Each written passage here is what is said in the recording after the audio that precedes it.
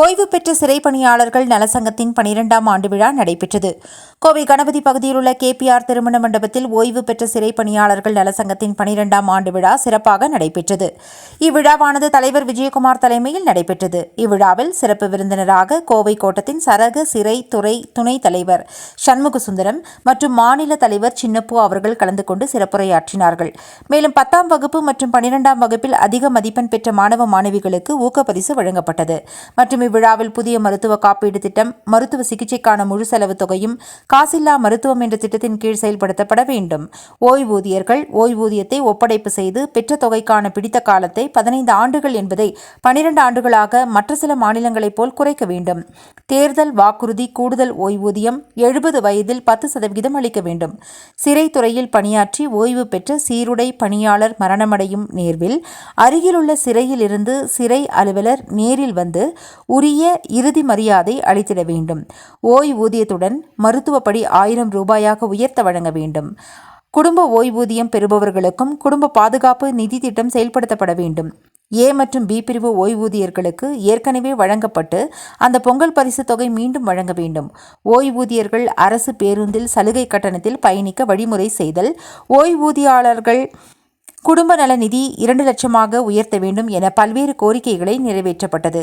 இதில் புஷ்பா சைமன், நிகழ்ச்சி ஒருங்கிணைப்பாளர், நிர்வாக குழு தலைவர் மற்றும் செயற்குழு உறுப்பினர் பால்ராஜ், செயலாளர் மயில்சாமி, துணைத் தலைவர் தனபால், பொருளாளர் வேணுகோபால், துணை செயலாளர் பரமேஸ்வரன், சிறைத்துறை துணை தலைவர் ஓய்வு முனிமேலு, சைமன் மற்றும் சங்க கௌரவ ஆலோசகர்கள், சங்க நிர்வாகிகள், கூடுதல் செயற்குழு உறுப்பினர்கள் என ஏராளமானோர் கலந்து கொண்டனர்.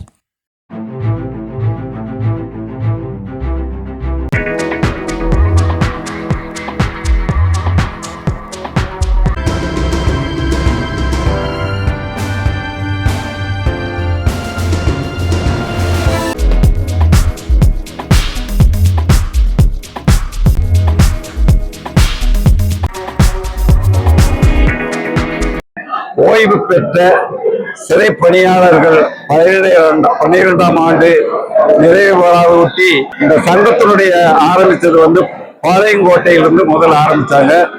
அந்த பாளையங்கோட்டையில அவங்க ஆரம்பிச்ச ஒரு பல்து ஒன்றதாக எல்லா 9 மாவட்டங்களிலும் சங்கம் ஆரம்பித்து இப்பொழுது மாநிலமாக நாங்கள் சங்கத்தை உருவாக்கியுள்ளோம். எங்களுடைய கோரிக்கை என்னவென்றால் சங்கத்திலே ஓய்வு பெற்ற பணியாளர்களுக்கு என்னென்ன நிறைவு குறைவு இருக்குதுங்கிற அரசுக்கு தெரிவித்து அவங்க அரசு என்ன மாதிரி நடவடிக்கை எடுக்கிறாங்கிறத எங்களுடைய கோரிக்கை மூலம் நாங்கள் எடுத்துட்டு இருக்கிறோம். அந்த அளவுக்கு எங்களுடைய சங்கம் நல்ல சிறப்பா நாங்கள் செஞ்சுட்டு இருக்கிறோம். முடிஞ்ச அளவுக்கு எங்க நிர்வாகிகள் ரொம்பவும் கஷ்டப்பட்டு உழைச்சி எல்லா விஷயத்துக்கும் ஆர்வமா செய்யறாங்க.